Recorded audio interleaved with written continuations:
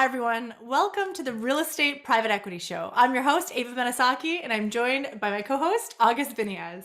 We have a really exciting show for you guys today because we have Spencer Gray on our show, and we're going to dive into Spencer. But before that, guys, please like and subscribe as it helps us build our channel and allows us to keep bringing you guys great content and these unbelievable guest speakers that bring tons of golden nuggets to the table. Exactly. So we go out there and find the right guest, and we connect with the guest, get them to come on the show, go through all that whole process, create the show, put it on online, and the only thing we ask is to like and subscribe, and that shows that hey, we're getting paid for what we do, even though we're not getting paid. But paid by likes, right? Yes. So just briefly about, so I got to be super candid and open here, but All right. the reason I'm very excited about this show is, I'm a bit starstruck. Okay. So I'm you know what I mean? So, and this means a lot because I'm usually the person who, I party with Puff Daddy and Leonardo DiCaprio and some other billionaires. So if I'm getting starstruck, it means a lot. But then we know we have a pretty cool guest on our show. But I explain to you what it is because I've been consuming so much of the content they've been creating on daily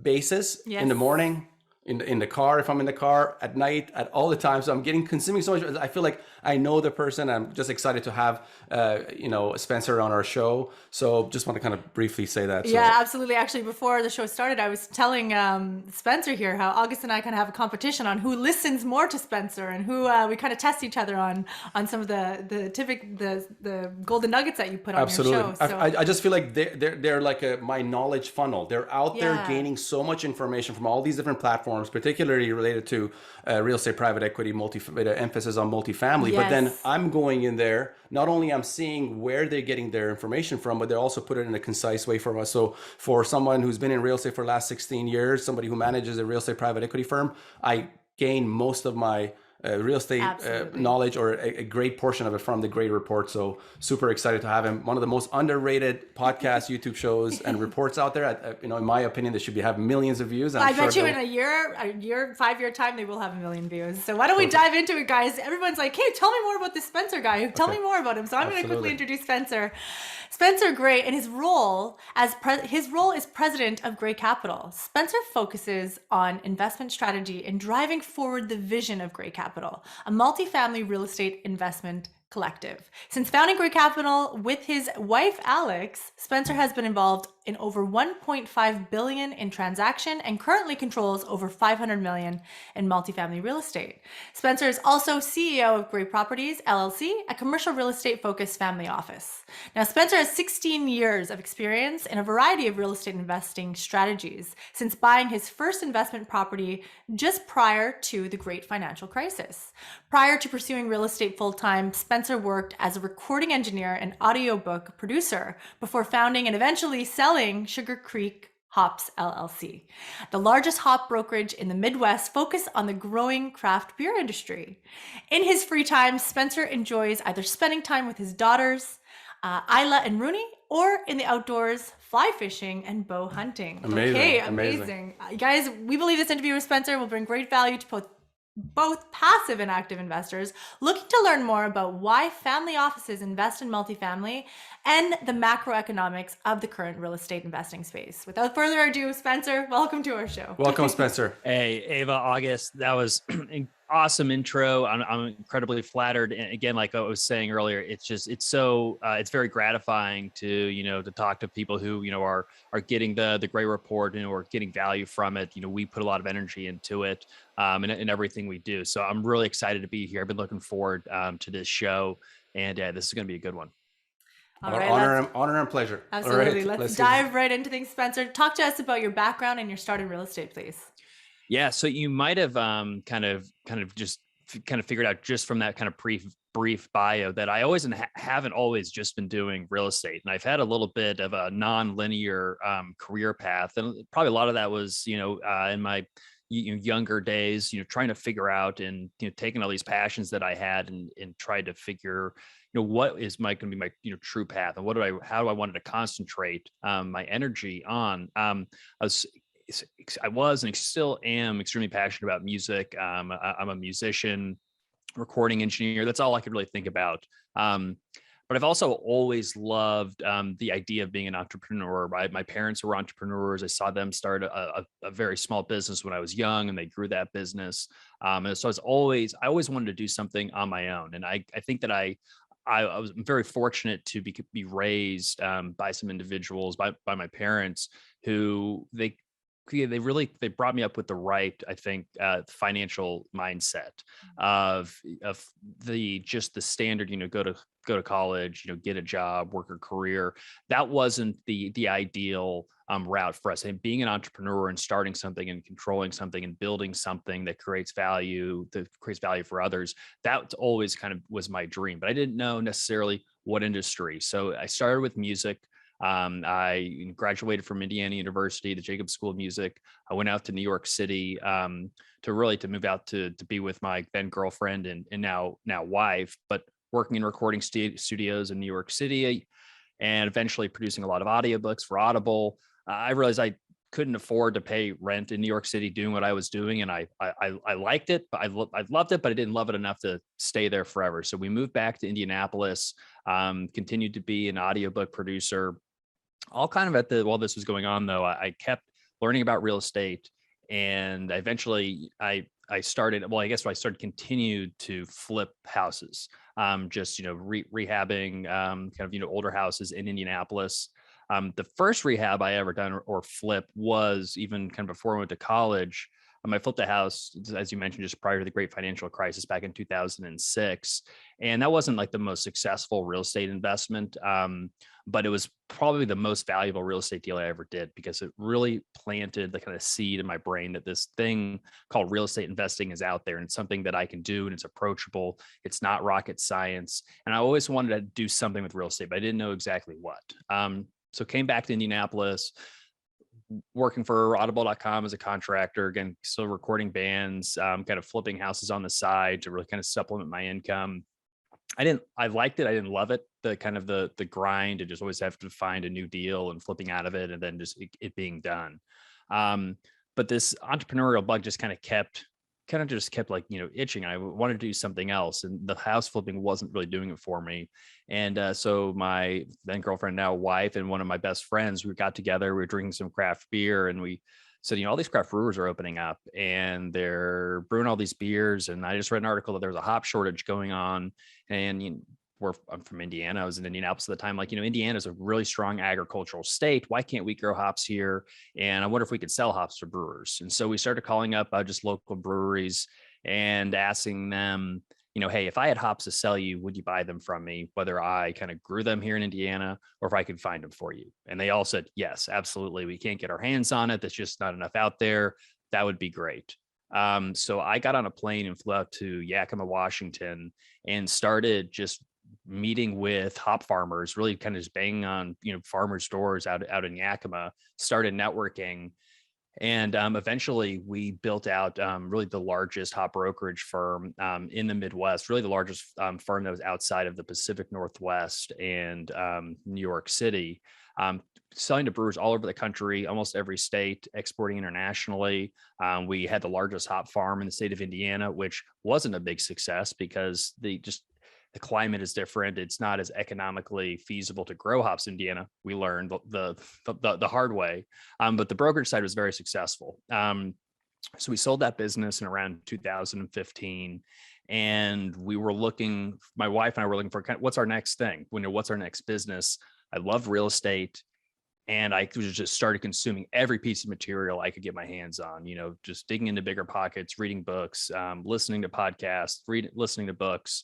And I said, I need to build a business revolving around investing in real estate, specifically buy and hold multifamily. This concept called, value add investing. So we tried to jump in right away, and we quickly realized we didn't really have the qualifications to really start. Specifically, some of the financing that we wanted to get, we just didn't qualify for. We started meeting with lenders, and taking meetings with anybody who would spend the time with us. And I remember meeting a lender said, we took him a property, showed him an OM. He said, this looks great. Yeah, we'd love to lend on this beautiful property. In fact, I know it well. I can't lend to you though. You don't have any experience. You've never gotten one of these loans before. And I said, well, how do we get the experience if we can't get the loan in the first place? It's a chicken and the egg issue. Mhm. And he said, that's true. And we want to do business with you. What if one way you could do it, and I actually know of someone this might work well with, if you partner with someone and you help them sponsor the loan, you sign on the loan itself, you can start gaining loan experience. You don't have to know every piece of the business, but you can kind of be a part of their deal and start gaining that experience. And at first we wanted to do our own projects, but then we quickly learned we were going to be able to do a lot more by partnering with people. And so we did our first co-GP syndication, which I didn't know what a co-GP or a syndication really was at the time. I just thought we were just buying apartments and raising money from investors. So we helped guarantee the loan. We helped raise a little bit of money, put some of our own money into the project, closed on it. And that was a little over 200 unit apartment community in Indianapolis. And then when I saw that, I was like, this is a much more scalable model. We can really start building a business while leveraging the experience and the track record of our partner, because we knew that we needed to raise capital. I had experience in business. I had a good track record from the hops business selling that, but it didn't completely translate. Sure, you can build a hops business. How does that relate to buying and renovating and selling a multifamily apartment building? So I guess fast forward, we did over a dozen kind of co-general partnerships, co-GPs with this syndicator in Indianapolis. We're still good friends. We'll still do projects together occasionally. But eventually got to a point where I said, I think that, there are some things that I think I would do a little bit differently if I was really in the driver's seat as a lead sponsor. They do things their way, and that's great. But I think we want to do things our way and really build a brand. Because I love marketing, building brands.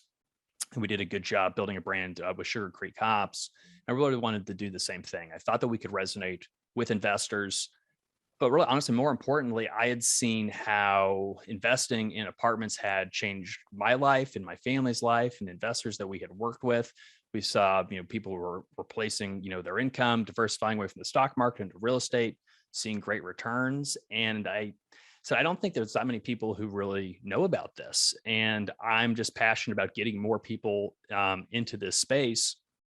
And so kind of from that point on, we just started doing our own syndications, being the lead, acting as the lead sponsor, building out our team. We currently have 9 full-time employees. We opened a new office space here in Indianapolis. We're going to close. We're just probably prior to Q2, we'll close on just under $100 million of multifamily assets just this year. And that's going to add on to the existing about $500 million of multifamily assets that we currently control. Great. And what portion of that is within your fund, and what portion of that are syndicated deals? Yeah. So the assets under management, that full 500 million, those are all just individual asset syndications. Those aren't inside the fund. The just under $100 million that we have under contract right now, that the majority of that is going to be going into the fund itself. Okay. Since we're on the topic, this was one of my later questions. What is your view when it comes to a fund model or a project-specific syndication model? Some groups are currently doing them concurrently. What is your view on that? Is that something that you would pursue to do beside your fund? Yeah, it's a great question. And we're honestly, we're right in the middle of it right now. So we launched our first fund a little less than 2 months ago. It's called the Gray Fund. We're looking to raise $100 million to buy around $250 to $300 million worth of multifamily assets. And I've learned a lot in the 2 months since we started. We have a lot of existing anchor investors. I would call them like ultra high net worth individuals who typically invest $1 to $3 million in just some of our individual projects. And some of these are family offices or kind of quasi family offices. Some of those individuals, they kind of have a rule. They don't invest in funds, especially a fund that doesn't have, pre-identified assets. And so knowing that, we structured our fund to allow for individuals to invest directly into the projects outside of the fund. So we didn't want to, say, sorry, we're not going to be able to do business with you guys anymore. We wanted to facilitate that. And knowing that just different investors had just different philosophies and different strategies. Right. So we made a pretty high bar though to go direct. into a project by project basis. So we have a $1 million minimum to invest directly into a project, whereas on our fund we have $100,000 minimum. So if you want to take a big chunk of a deal, we can facilitate that, but you do have to really kind of step up. And just to be frank, we've raised more money directly that way of individuals stepping up and writing very large checks than we have in the fund. So at the end of the day, we want to be able to raise over $100 million to take down the assets, regardless of kind of which bucket it comes out of. I'm a little bit agnostic. We still want to get to the $100 million inside of the fund itself, because we're really seeing that as a kind of a bucket of capital and a tool that we can use for projects. But it's been interesting having conversations, because there's just some groups that the fund is just a non-starter. They want to continue to do individual deals. Now, saying all of that, the fund has, even before we raised a single dollar for the fund, it has done so much for our business from a branding standpoint and a reputation standpoint. So one of the reasons why we launched is because we kept losing out on deals because we did not have discretionary capital ready to go. In 2021, we lost out on 3 projects where we were pretty much at the same purchase price, same or similar terms. The only difference, good relationship with the broker. The only difference between us and the other group is the other group had $100 million of cash sitting in a bank account ready to go. And we would say, well, we need a couple weeks basically to raise the capital. And so even if a seller said, I would like to work with you guys, but this other group is there a sure thing, and you have to go out and raise the capital. So we kept losing projects. Another reason that we wanted to launch the fund is because we didn't like the idea of only really raising capital when we had a project under contract. Sure, we could have conversations with investors and tell them about what we do and our philosophy and our strategy, but the end of the conversation is, let's stay in touch. And as soon as we have a project, we'll be in touch and we'll talk to you about it. Right. And that was fine and well, but by the time we would have a project, they would say, hey, I would love to do it, but I just invested it in somebody else's deal. So I can't participate in this one. And so we wanted to not have to start and stop our capital raising kind of machine. And so the fund would facilitate that, and also not creating such an incredible sense of urgency and to force people to rush to make a decision of, all right, project's under contract. We know we're going to oversubscribe in a week. You have 1 week to review the documents, make your decision, sign the docs. I felt like that was an unhealthy environment of where investors weren't able to do their proper due diligence. Obviously, they're investing in us because they like us, not necessarily the deal, but you still need to understand what you're investing in. So I thought that the fund would really solve those 2 problems. And it has led to deals. And even before we raised a dollar, because we told everyone we were doing the fund, we told brokers, we told lenders, they were all excited about it because they had seen some of our past successes, and they started bringing us deals because they were like, we want to help you seed your fund. So there's been a lot of kind of ancillary benefits to just to doing the fund. Amazing, wow, amazing. Cool. A lot to unpack there. Just briefly with a few questions that I had, just for us to understand the structuring of the fund alongside your syndicated investments. Would you say that the fund allocates capital to a syndicated investment where your high net worth investors can invest directly into the syndication, but then the fund allocates capital into that syndicated investment as well? Or is the project inside the fund? Could it be done? If you can touch on. It's more of a joint venture structure. So like we'll have like a joint venture LLC or entity that will own the project itself, and the fund will be an investor of that joint venture. And then what we call our sidecar vehicle will also be an investor. And then cash flow is just split off, kind of pro rata. So if the fund does 50% and the sidecar does 50%, 50% cash goes one way, 50% of the cash goes the other way. So they're really just both investments into a joint venture. Got it. And I've been exploring the concept of the fund model and the syndication model. What I realized was there was a lot of large private equity firms real estate private equity firms that have had every capability to create a fund, but they were still going ahead with doing their syndicated deals. Yeah. And then at some point they would bring on a fund. But it also, in my research, and correct me if I'm wrong here, is that the investor profile for a syndicated investment is much different than a fund. Whereas in a fund, you could utilize the capital markets or broker dealers to bring that to pay a cost of capital and bring them on, because the investor profile is different and they're used to investing in a fund. Whereas the syndication investors are a bit different. They want to see the deal, they want to see the deal presentation, they want to kind of understand the deal itself before they invest. Is that, have you realized that as well? Yeah, so I would say that there's kind of like a bifurcation of some of those larger investors that, as you mentioned, some are very used to investing in funds and they prefer to invest through funds. And because we're having a couple of conversations with those types of groups. I mean, then there are some that they just don't invest inside of funds, and it really comes down to comfort level. Individual investors, they like the idea of picking out their deal because I think it's a more direct connection to the real estate. They feel like they've reviewed the project itself, they can get comfortable with it, and they're making that specific decision because there's a lot of trust that's involved in even putting together syndication on a single asset.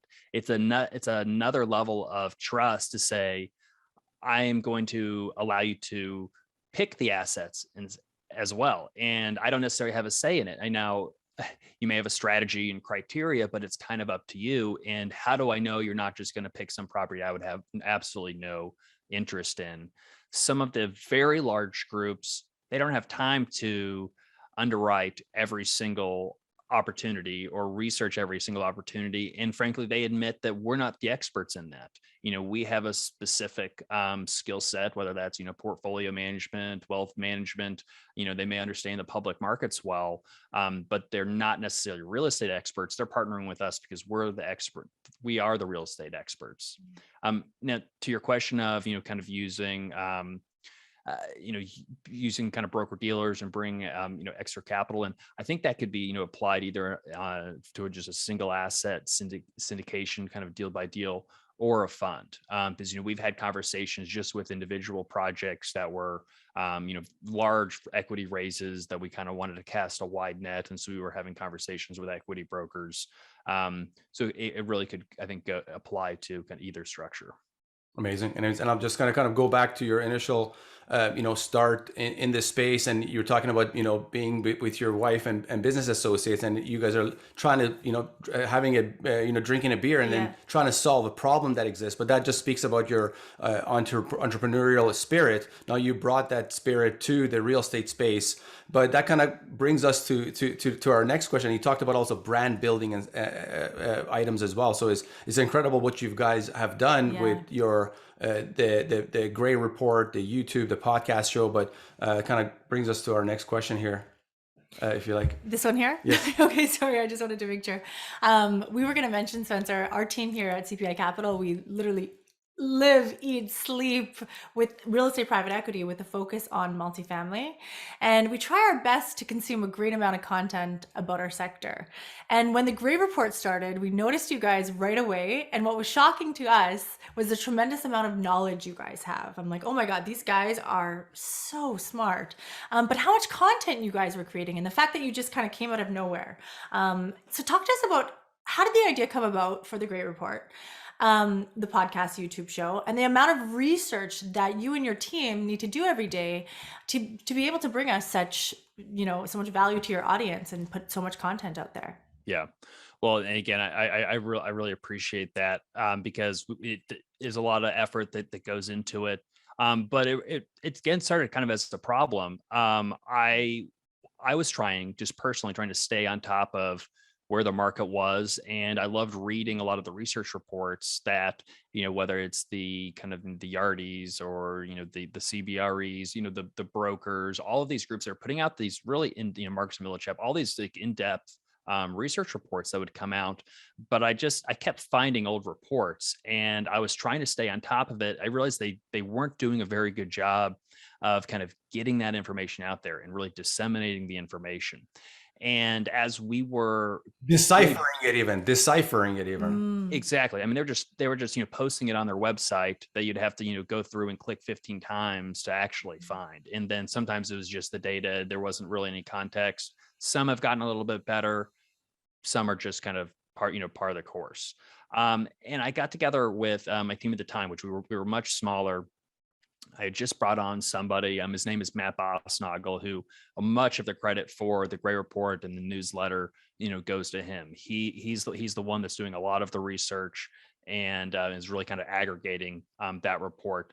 And I said, Matt, I want to start communicating with our investors more frequently. We need to start creating content because we probably seemed like we popped out of nowhere because we were really kind of flying under the radar a little bit, doing deals in our own little world. We didn't really have much of a social media presence. We weren't kind of out there, kind of just shouting like, hey, can you learn more about us? And but so we had a small, handful of investors who we were working with, and things were good. And we realized one day I was like, I think that we could really do something even bigger and build a real brand. But I was having a conversation with Matt Bosnagel, who was really brought on to help with kind of our communications and marketing, helping set up some of our systems.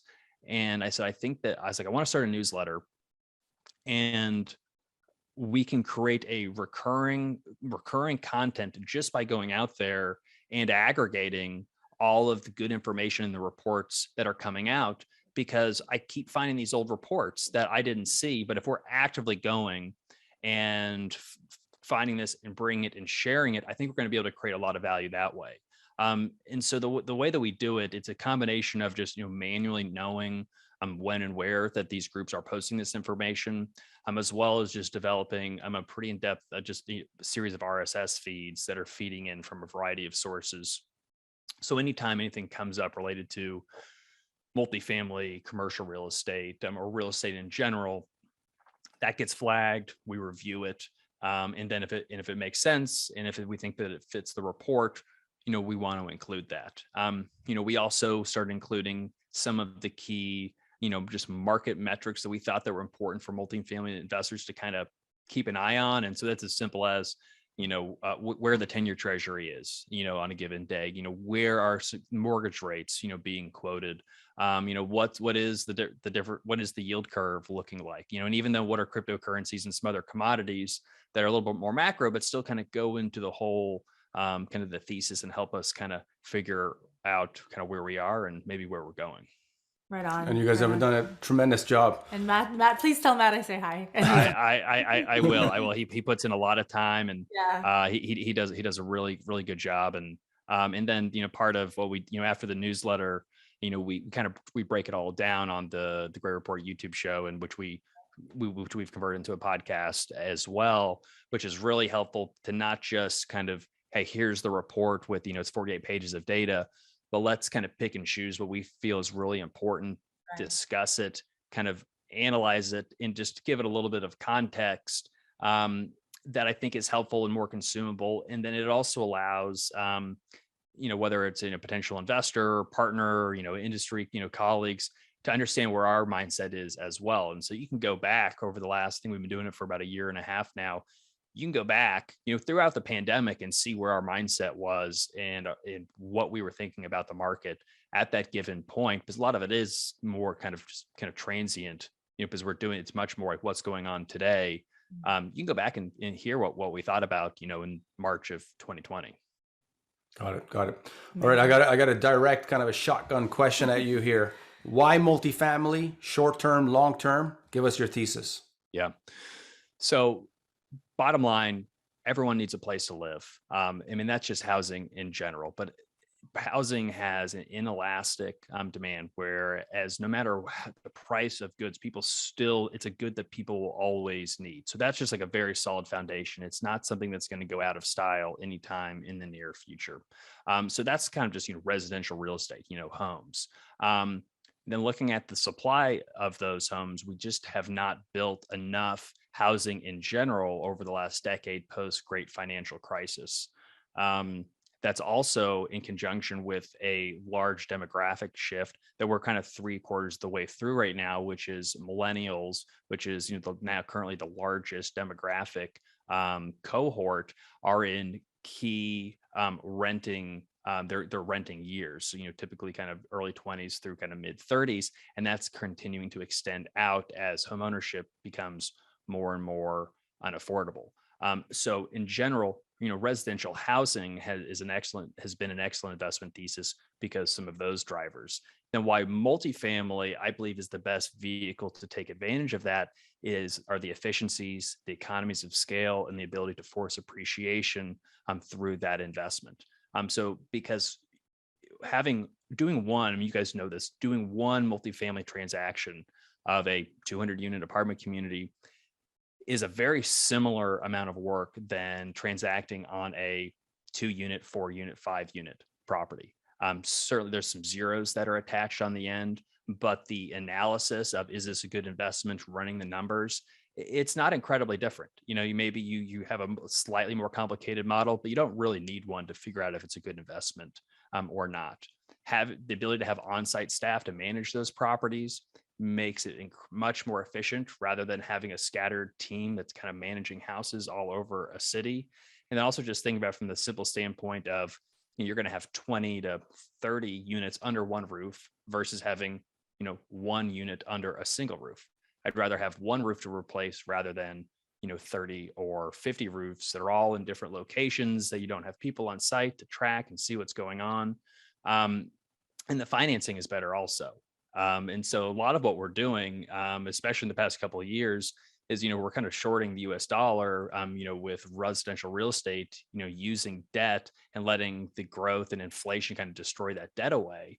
And the Fed itself is doing. So we'll get into that. It's the whole plan. It's the whole plan. It's watching what they're doing, these large institutions, and taking a note of how do we get, the Fed is, they're slowing down, obviously, right now, which I think, we could talk about, but they are, pumping out money, and all these big banks and institutions, they figured out you just have to get close to the Fed, and they're basically, pumping out free money. And so we're using multifamily apartments, which is a great investment vehicle in itself, to get close to the Federal Reserve to get this, essentially almost free money, using some the agencies, Fannie Mae, Freddie Mac, and HUD, to get very low interest rates because the loans are guaranteed and backed by the government. We can get a very cheap cost of capital that is much cheaper than many other investments have access to. And so all of that kind of comes together to create this really solid investment thesis that provides cash flow that is, we didn't even get into the tax benefits of real estate, but excellent cash flow that is typically sheltered from income tax, as well as the ability to force appreciation, meaning you're going to do some of that property.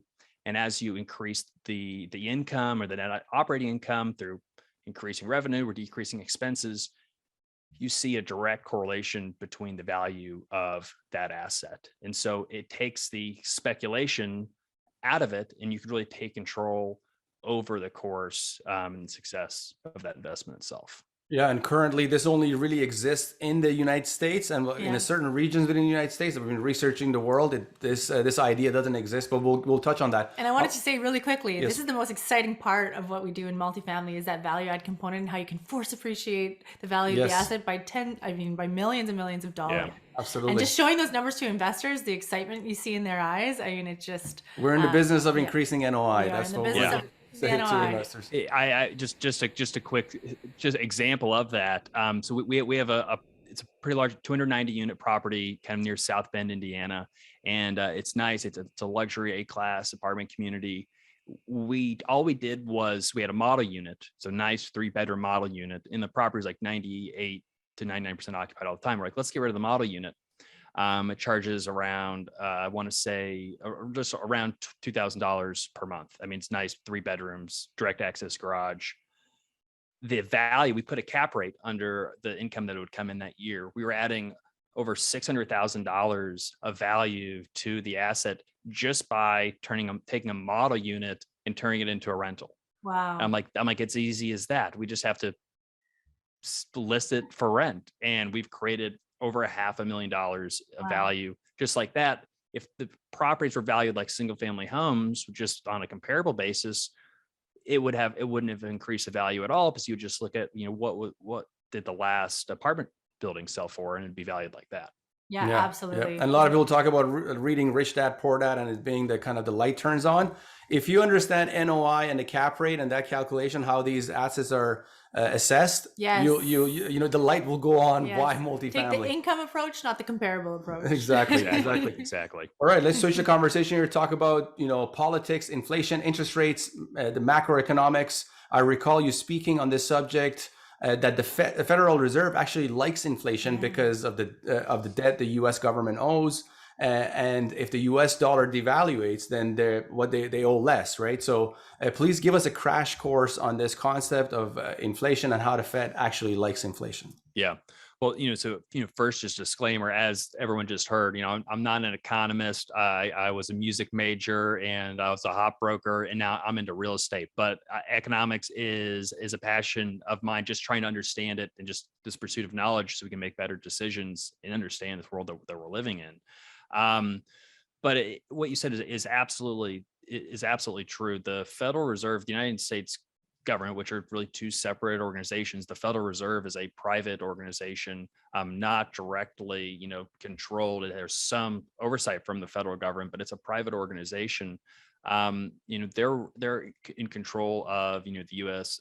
Monetary system, and we all know that the U.S. The federal debt, the U.S. government has quite a bit of debt.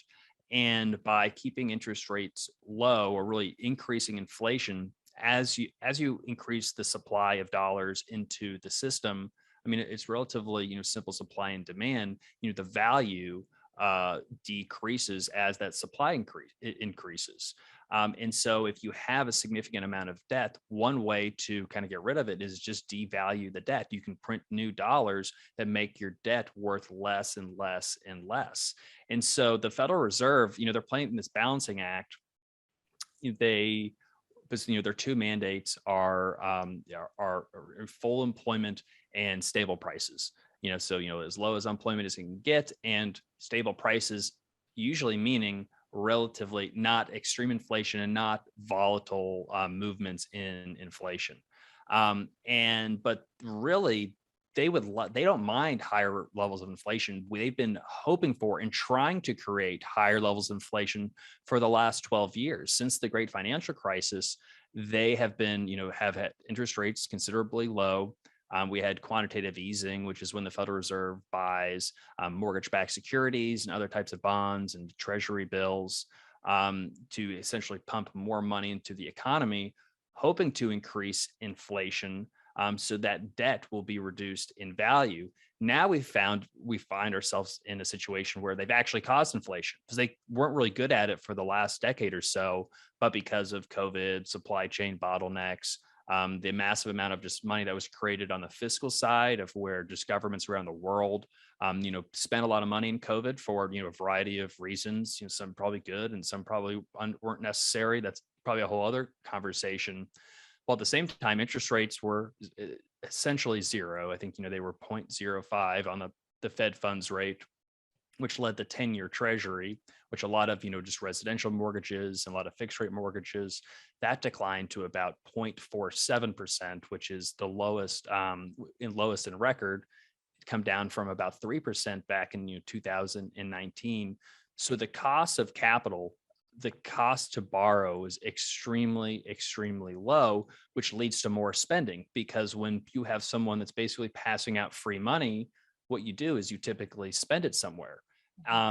But inflation it's really it's more of psychology than anything, because it's the perception of individuals the prices are going to increase that then leads them to spend that money. Because if the dollar that you have in your hand is only going to be worth 50 cents tomorrow, you might as well spend it today and get the asset or the widget or whatever you're going to get. You might as well get that, because that value is going to be there. And so that's what we're doing with real estate, is we're taking this money that is decreasing in value. The dollars are being worth less and less every single day. We're trading that in for an asset that is appreciating in value, and that actually not only tracks inflation, but outpaces inflation historically, because you're continuing to sign new leases when you're invested in a portfolio of rentals on essentially a daily basis. You can really track inflation really more closely than most other asset classes. And even beats the equities markets because of the chart that we recently saw with Marcus and Millichap that you guys were talking about. Yeah. Multifamily has beat the markets and every other asset class. Yeah, if you go back, that was a great report that the Marcus and Millichap did. Yeah, if you go back 20 years and you look at the total returns for they looked at all commercial real estate asset classes comparing to the S&P 500, and all but office just beat the S&P 500 by a significant margin. Multifamily was kind of the number 2 performer. Industrial was the number 1 performer because they've had an incredible run, an incredible cap rate compression over the last 2 years. But definitely outperform just on a total return basis. And that doesn't take into account all the tax benefits real estate has also. All right. Right on. All right, Spencer. Again, we have been watching, listening, and reading the Gray Report, and your team is concerned about the current increasing interest rate environment and how some real estate private equity firms are not accounting for the interest rate increase and potentially are putting investors at risk. Yeah. Could you please walk us through a multifamily underwriting process in which, if increased interest rates are not accounted for, could cause either loss of cash flow or worst case scenario, a default? Basically, how to lower risk in an increasing, how do we lower risk in an increasing interest rate environment? Yeah, no, it's a great question, and we kind of came to these conclusions, through conversations with a lot of people who are smarter than us, but also just being in the process of underwriting deals and transacting on assets. And we saw about a little over a month ago when the Federal Reserve, after the Federal Open Market Committee decided to raise the Fed funds rate by 25 basis points. We immediately saw major moves in the market, specifically in the longer maturity bonds, specifically the 10-year treasury started to go on a run higher and higher. And we started looking at what some of the kind of the predictions for the SOFR, the secured overnight financing rate, which is what most bridge loans are indexed to, as well as most floating rate mortgages are indexed to. And we saw that, looking at the futures markets, in the options market, SOFR was already trading close to 1%, which was pricing in another kind of 0.75% rate increases.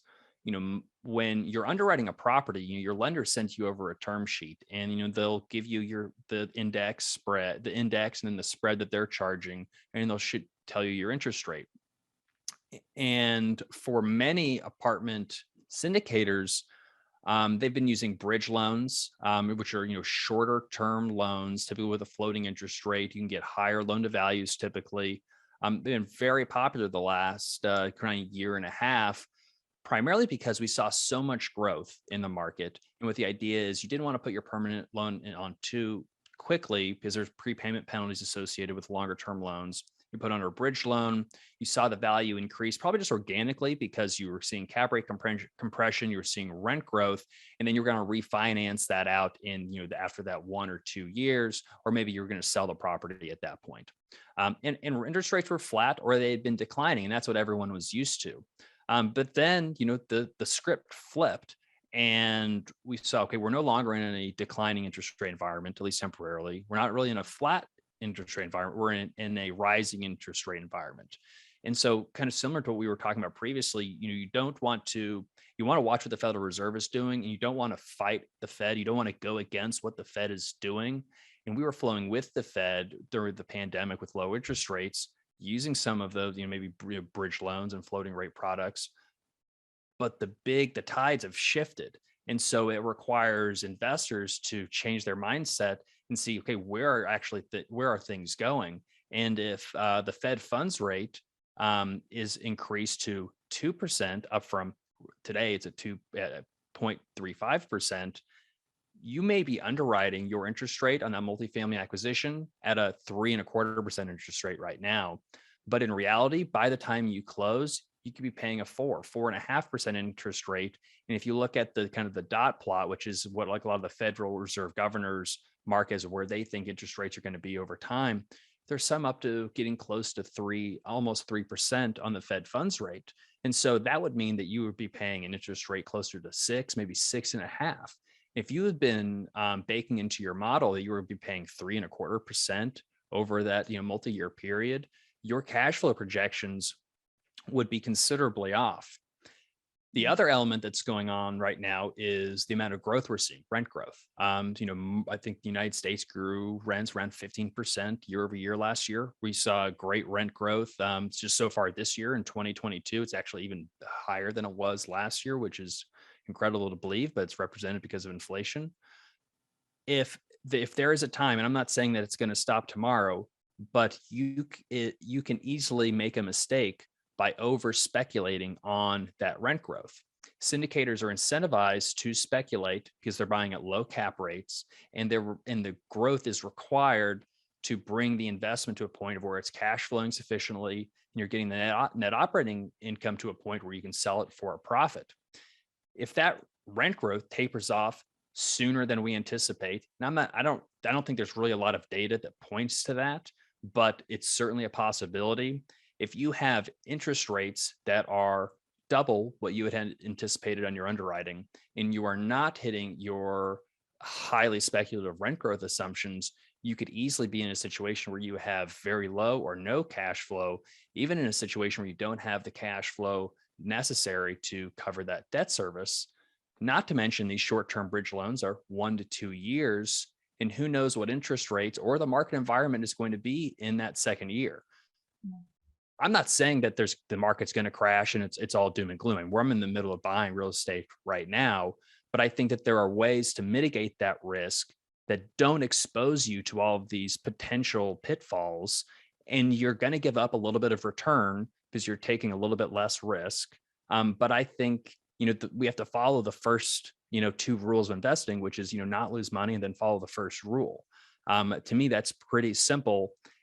And I don't think it makes sense to take risk with other people's money, especially to squeeze out a couple more basis points of return on your IRR, just because you're going to have to allow you to raise less equity to get the deal done, which is how it comes down to it. For sure. How do you adjust risk then? Like what tell us.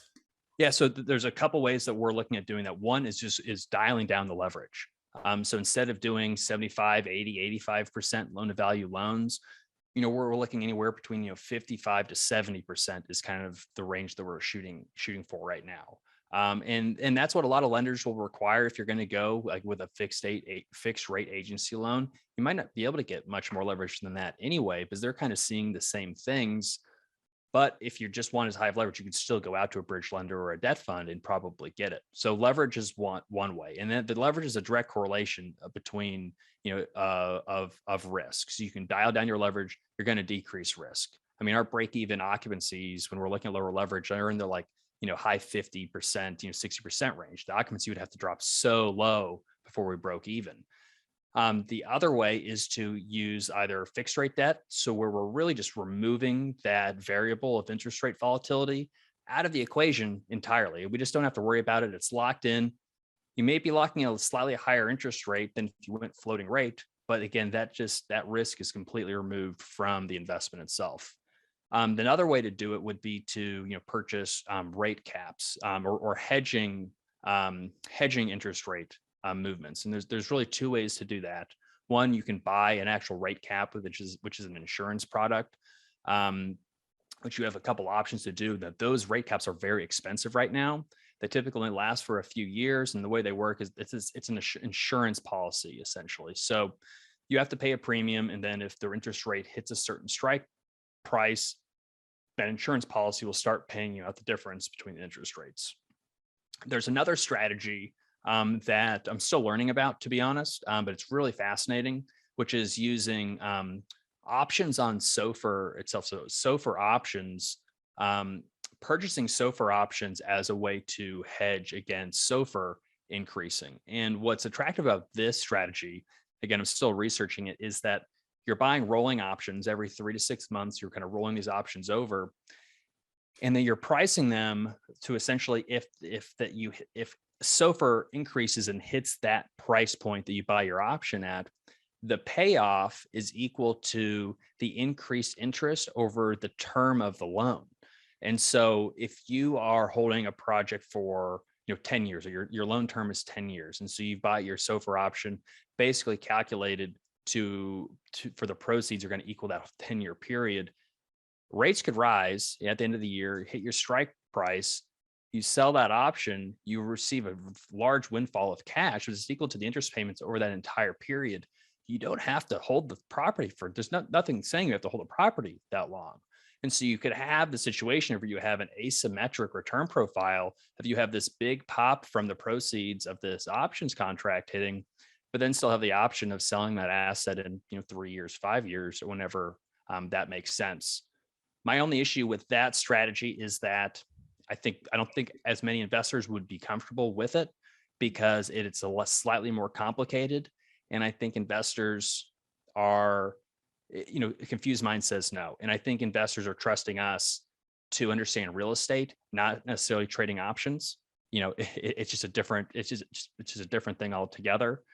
But it's a pretty interesting strategy nonetheless. Just the fact that you're exploring it is exciting enough. Now, talking about that relationship of the GP and the investors, I think the educational side of it is very important. In our case, we educate a lot of our investors about preferred returns, what preferred returns are, and the importance of it, because a lot of other real estate private equity firms in Canada don't offer preferred returns. They do in ground up development projects, but they're making their fees on construction development fees and other fees that they have there. So they'll make money no matter what happens, even if those preferred returns are not hit. So we kind of educate our investors. But it's also important that when you're talking to investors about cash on cash, and you discuss that the cash on cash is lower on this investment, is because you have more security on the debt side, and that's what you put that reserve there. As long as the investors understand that, and for myself, looking at it from an investor's perspective, I would see that as astuteness of the GP trying to put in those measures in place for the risk-adjusted debt that they're going after. So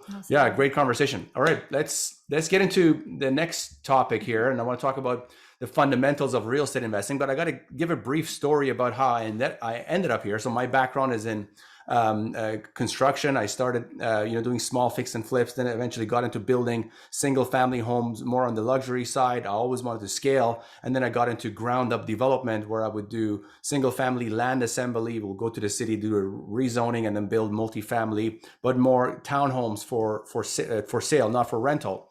So I then got need for equity. So I started kind of researching how to raise capital and what have you. And most of the content was coming from the US. And I realized this process of apartment syndication or multifamily syndication, or buying multifamily assets, existing assets. I'm like, hey, this is great.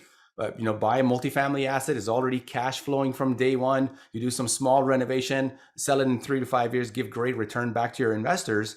And then I'm like, okay, I'll duplicate the same model here in Vancouver. And then when I started looking at numbers, I realized that multifamily assets, doesn't matter what asset class, doesn't matter what region, they're all in negative cash flow on a conventional mortgage on a 70-30 LTV. I'm like, they're in extreme negative cash flow. So I'm like, okay, why does this business even, who is buying these multifamily assets? Because it's just not working out. And that's kind of was the inception of CPI Capital, being a real estate private equity firm with its mandate to acquire US multifamily while partnering with Canadian and US LPs. So, it's always been the curiosity in my mind of how can this business exist in Canada? Who is buying it? I'm always researching that from brokers. And I notice the same kind of environment exists in the US, where in California and New York, there is no real cash flow. People are buying for the appreciation that could be there for the asset, either through forced appreciation or natural market appreciation. But kind of going back to my initially kind of the discussion is, in a real estate investment, there are certain fundamentals that need to exist. The asset either needs to provide cash flow, which is, I wouldn't say guarantee, but is the odds of there being some form of cash flow, because the units are rented. That most probably you will be receiving those rents in the next coming years, because that's what the market is. So that the cash flow is there. So either you got to have cash flow, or you got to have natural market appreciation, or you got to go do some sort of forced appreciation through ground up development or renovations. But the two latter points are 100% speculation. You're expecting that the market would continuously going up. You're expecting that your value will increase value. And the Vancouver, the Toronto, some areas in California, some areas in New York are playing that game of hoping for appreciation. Now, and most of the world is also the similar kind of idea. Now they got massive inflation in other places in the world that it's just a hedge against inflation. That's why they buy properties and they build real estate. But now US seems to be the only place that there's still this idea of cash flow and appreciation and forced appreciation from day one. And it's in certain regions within the US, the Sun Belt. But it is changing. And I look at Vancouver, where in the last decade there's been no cash flow, and that has caused other issues where a lot of buildings are run down, people are not doing value add, they're still in their 60s and 70s vintage because there's no point of renovating. So a lot of complaints are coming from people living here. People are staying in the same place. We got extreme rent control laws as well in place. So and you can see the same thing in California and New York with rent control laws, but it's changing. The dynamic is changing. For example, Phoenix, for example, Austin and Dallas in Texas, other areas in the U.S.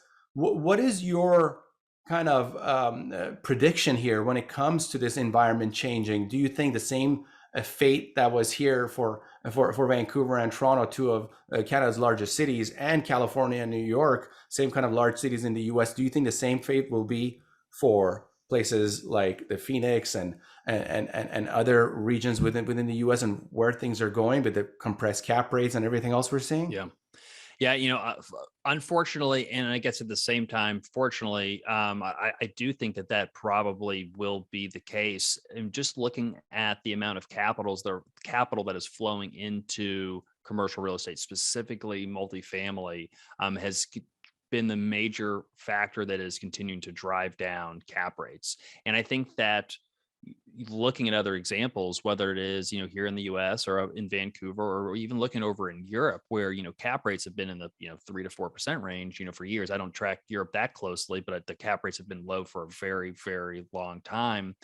And a lot of the owners of real estate are, very institutional. It's insurance companies and major institutions that are owning a lot of the real estate, partially because they're the ones that it can actually afford it. I mean, it's the same places where they had. I mean, talk about negative cash flow. I mean, they're buying negative yielding bonds in many of those countries. Now, those yields have maybe come up a little bit, but still, there's negative trading bonds. You can buy a bond and get paid back less than than you initially invested in. So it's that same type of mentality. Is they're trying to preserve capital. They're trying to find safe haven investments, and real estate, specifically multifamily, is one of those asset classes that has an incredible history of stable performance, and it's very attractive in it. And I would argue that the risk premium that we've received over the last for quite some time in multifamily in the US, the risk premium is, kind of what are you being paid, beyond kind of that risk-free rate of, the 10-year treasury. We've been paid a really nice risk premium for the relative moderate, certainly not there's always risk, there's always potential for loss. But look at the default rates of large commercial multifamily properties. I mean, it's less than 1%. So relatively low risk investments, but we've been paid nice cash flow in many markets, not all. But we're seeing this happen today. I mean, if you look at what's happening in Phoenix, in many of the markets in Sunbelt, in Dallas, in Austin, those cap rates, they're in the 2-3% range, and that changes that return profile. And exactly what you were mentioning, August, it relies entirely on speculation of appreciation. The cash flow part of, because your return is made up of the two components. You've got your cash flow and you've got the value appreciation. And in the past, it's been like a mix between the two to get your total return. But now you've taken cash flow out of the equation, and you're only basing that on appreciation and the increase in value, which is reliant on someone else later down the road deciding to pay you more for that asset. Whereas if you've got cash flow, I mean, since we don't have the liquid markets necessarily, I mean, we don't have a market to market pricing for these assets. The value could decline significantly, but I have, assuming that I have the rent stay the same, I have still have cash flow coming off. I don't really care what someone says that the asset is worth, because I'm not selling it. I'm getting the cash flow that's coming off. Now, obviously the value is related to the cash flow. So that would be a pretty strange environment where that would be the case. But for us, at Great Capital and how I got started, we were totally focused on cash flow, and we still are. We're cash flow investors, and it's been tough as we've seen that the amount of cash flow decrease as we've seen cap rates continue to decrease and decrease. I mean, we used to try to hit, close to double-digit cash on cash year one if we were on interest only, or at least kind of 8% plus, trending to double digits after the first, couple of years. That just doesn't exist unless it's a highly speculative, really rundown property. You're going to do a complete reposition, and then there's typically no cash flow in the first year. So I do believe that investors are going to continue to flock to multifamily investments. I mean, at the end of 2021, there was over $250 billion earmarked for multifamily investment just for large firms. And that doesn't include kind of just the private syndication space that is, relatively small, percentage of the overall entire market. That's going to keep cap rates low, even though as interest rates move up, there's some correlation. And I could see cap rates rising a little bit in the short term, just because no one will be able to buy at a 2% cap rate when they're paying, 5-6% on the debt. Although there will be some folks out there who will still, take that gamble. But over the long run, I see us still having low interest rates again over the long run. And I still see us having lower and lower cap rates over time. So I do see that happening. And again, that's unfortunate for those of us who are looking at cash flow and have a preference for cash flow. But at the same time, if you're an investor of these assets, your cash flow may decrease, but your value is going to also increase significantly. And coming to the politics, you mentioned politics a few times. I get asked this a couple of times, what if the government gets involved in, housing? Because you hear people talking about, But we they have did. a housing crisis. That was the housing projects. Yeah, saga exactly. They already tried that. Right. That's what exactly. Like they tried that, and look what happened.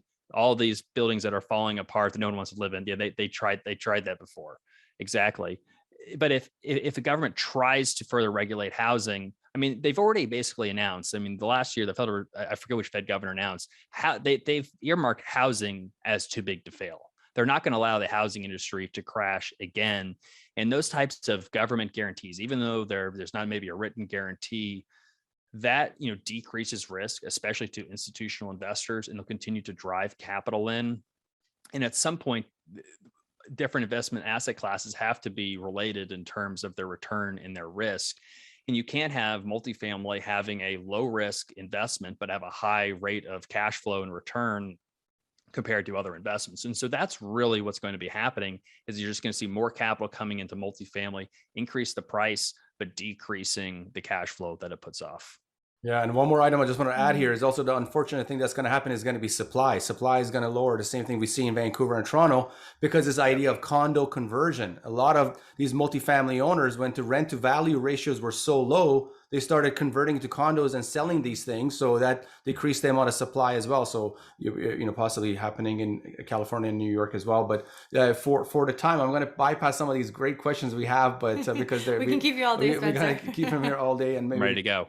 We're gonna go right here, I guess. Yeah. Okay. I'm excited about this one. Spencer, do you have a unicorn city? If you had to invest in one city, what would it be? And it's kind of a difficult question to ask a fund manager about that, because they have a mandate and there are certain cities that they're investing in, but it could be, concurrent with what you're investing in. But yeah, tell us about if there is a unicorn city or a city that you're bullish about. You're right. I am 100% biased, but I also try to look around and I keep looking for seeing if the grass is greener, because I'm like, okay, I know I'm biased. I know I have this home country bias. But Indianapolis, and it's not really a secret anymore, still remains my favorite market to invest in. And partially that is because I will never know a market like I know Indianapolis. I was born and raised here. We have tons of assets here. We're better connected. We just know all the players, and that's a type of home field advantage where it allows you to exploit just the inefficiencies in the market and see things that other people don't. But removing myself from that equation, Indianapolis is a strong growing city, and we're adding about 1% to our population just in the entire MSA, closer to 3% in some submarkets.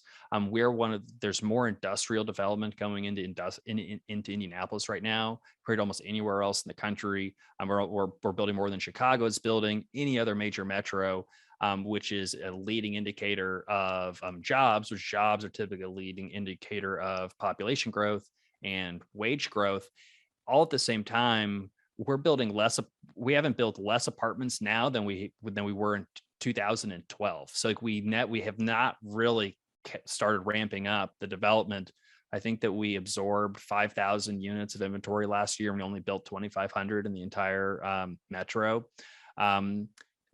One of the most tax-friendly environments in the United States. I mean, people who don't believe the property tax regime here.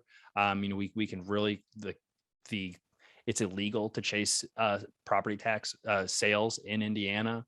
We're a very landlord-friendly state, business-friendly state, and then a lot of people they're not familiar with Indianapolis, especially if you're on the coast. It's part of the Midwest. It's flyover country. They're not sure. They get Indiana and Iowa confused. They don't know where it's at. And so it gets missed by a lot of institutional investors, allowing for a slightly higher cap rate that comes back to what we were just talking about. It provides a more balanced return that still has that cash flow, but you still get the benefit of value appreciation all at the same time. So it's a total biased response, but it's what I believe. We love it. We love it. We got to start looking at Indianapolis. Let me know when you guys want to come to town, show you around. Absolutely. Awesome. All right. Last question before the next segment of our show, and we really apologize. We really appreciate you're here. What advice do you have to a passive investor looking to start investing in real estate private equity? So if you're a passive investor looking to, start allocating into private equity, you really want to take your time and find a spot. Don't focus on a deal, but really focus on finding a sponsor that aligns with your strategy, your goals, kind of your style. Because again, you're not looking to do just one deal. You're hoping to form a relationship that will ideally last, many, many years and multiple projects over time. If they do the right thing, there should be doubling or tripling your money to really be able to grow your wealth. So it's important to take those relationships to do your research and to get really comfortable with that particular sponsor. But that also, it never hurts to kind of look at those projects like, you were the sponsor. And if learning how to underwrite a project is going to make you more comfortable with that sponsor. I know that's what I did, when I started looking at investing in other people's deals, I want to just reverse engineer their deal to see what they're doing. I think that's always a fruitful exercise, although not everybody has the time to learn that skill and really kind of dive into the whole underwriting process. Awesome. Great advice. All right, Spencer, let's jump into the next segment of our show. It's called the 10 Championship Rounds to Financial Freedom. Whatever comes top of mind, we're excited to hear your answers. And here's the first question. All right. Who is the most influential person in your life? I would have to say my father is probably one of my most influential people. He's not a perfect person. None of us are, but I've gained so much about, how to build a business, how to treat people right. And how to really see the bigger picture in things and take a step back. I've been able to learn a lot from him over the years. He's done a great job. I wish to have a son like Spencer one day. Same. All right. Awesome. All right, Spencer, what is the number one book you recommend? The number one book I recommend, it's probably the book that the most people recommend, and that's Rich Dad Poor Dad. If there's going to be one book, to someone to read, just to get an intro into having that mindset shift. I don't think it's the best book by any means. It really isn't. But but it's the one book that can kind of unlock parts of people's mind and really can allow them to have the right mindset to see the world in a different light. It's a classic.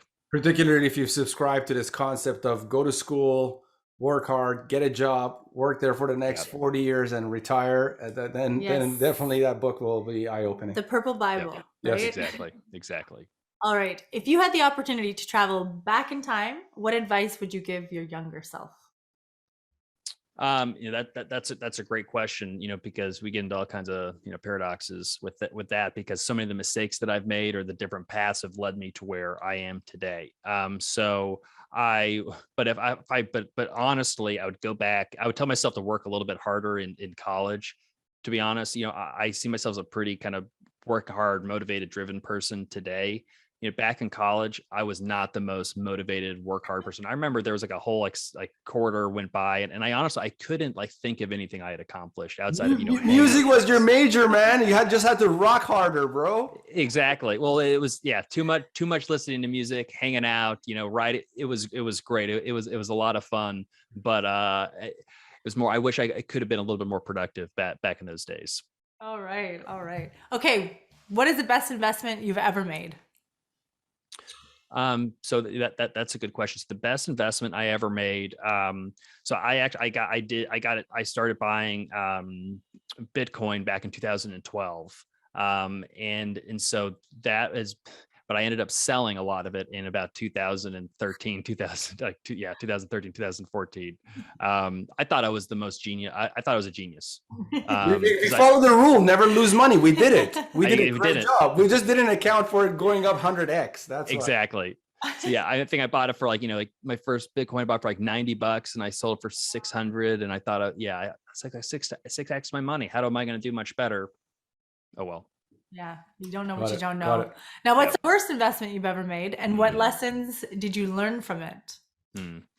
The worst investment and this is a series of investments. But I've mentioned earlier, I've played around with option trading in the past, and one thing I learned about any type of investment that requires me to really get the timing right on something is a horrible investment. And the only times I've lost money on investment is really a time-based proposition of I have to get the direction right, but I also have to get the timing right. Okay. And so I learned that, because I got the direction of the stock going the right way, but I learned this thing called theta decay, of where the value decreases over time because it gets closer to the expiration date, and it was only a timing thing. And so that's why it's burned into my brain. If I can minimize that variable of time of just not being a factor, that reduces a lot of risk to investment. The GPLP structure does that for investors. You don't have to get your emotions involved. Let the GP decide when to exit. Exactly. There you go. Okay. How much would you need in the bank to retire today? What's your number? That's a good question. I like to believe that if I wanted to retire today, I could. So I don't have a number that like, okay, I'm done, because I see so much more to life than just sitting on a beach. I love sitting on a beach. I love activities, but I want to build a life with purpose, that I'm doing what I want to do every single day. And so just integrating my life with my business, and I think my wife Alex and I have done a pretty decent job of that. We haven't got it all figured out yet, but I don't have a number, because I'm not really looking forward to retiring anytime soon. Yeah, we love to meet you guys one day, by the way. Yeah, right. Absolutely. All right. If you could have dinner with someone dead or alive, who would it be? Oh, that's a really good question. If I could have dinner with somebody dead or alive, who would it be? And this is a little more personal. It's not like financially interesting. I didn't get to know my grandfather on my dad's side very well. He died when I was very young, and I've heard so many incredible stories about him, of just an incredible guy. He was a naval aviator in World War II. He met my grandmother. She was Australian. They met in Australia. They got married there. He took her back to the United States and, built this incredible life. And I wish I would have been able to have a relationship with him. So, again, a little more personal, not as, as interesting, but definitely. Amazing story. I love that answer. All right. If you weren't doing what you're doing today, what would you be doing now? I'm going to guess a bow hunter, but all right, let's see. No, honestly, I've thought a lot. I would enjoy, and if my maybe retirement may be is, I love fishing. I just love doing outdoor stuff in general. I think being like some kind of like fishing guide would be fun, just taking people out, spending the day on the water, because that's I don't golf a lot. Fishing is kind of like my golf, but I used to kind of reset, on the weekends. So if I wasn't doing this in the springtime, the weather was warming up, I'd probably be out fishing. Which all right, man. You found your match, August. Yeah, because Vancouver. August There's is like, I a want lot to of go fishing over here, man. Come on, Canadian That's what I've fishing. Right? heard. You can't beat that. We had Dr. Tom Burns on, and Yeah. he's a orthopedic surgeon, and we're like, what would the same question? He said, I would be a professional hunter, while he had a bunch of taxidermied heads behind him. All around. Yeah. Yeah, That's fun. absolutely. All right, okay. Book smarts or street smarts? I mean, you got to have a combination of both. I mean, if you're going to have one, though, you'd want to be street smart to know how the world works. But it's like all things in life. It's all about balance of having, the information, but also the experience. So balance, but if I had to pick one, be the experience and street smarts. Awesome. Okay, last question, I promise. If you had $1 million cash and you had to make one investment today, what would it be? And I'm going to put an emphasis on this question because it's a particular question. It says $1 million cash, so it's liquid. You can make only one investment and you have to deploy it today. I mean, the markets are closed now, but today, like the next 24 hours kind of thing. Yeah.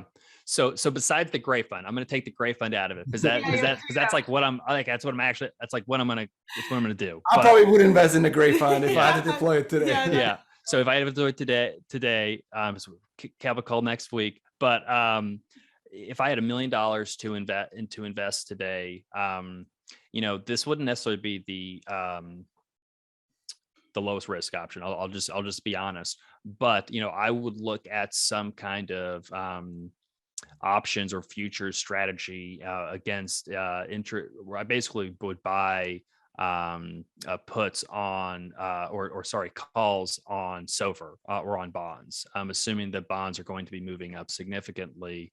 I would buy calls up to probably 100 basis points on SOFR or some other kind of bond, just because I think we all know what's going to happen, and a lot of that's already priced in.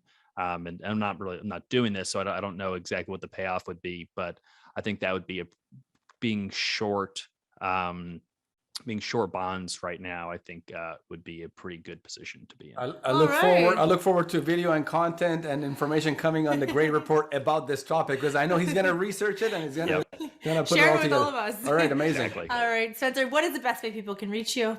So the best way for people to reach us is you can go directly just to gray.fund and we'll be able to get in touch with you. We've got a really quick form to fill out. Just again, gray.fund right into the browser. I'm pretty active on LinkedIn as well. You can find me on LinkedIn. And our website where you can sign up for our newsletter is graycapitalllc.com. Right on. Amazing, man. And we really apologize for keeping you here longer, but we couldn't let you go, man. I just was looking forward I love to it. So long, man. Really appreciate it. Great conversation. Thank you for that, man. Awesome. August, Ava, this has been a real pleasure. This is a great conversation. I'm looking forward to meeting you guys at some point here in the near future, whether it's a conference. I'm up in Canada. You guys come down here to Indy. But yeah, looking forward to meeting you guys. And this was a real pleasure. Thank you. Absolutely. Thank you.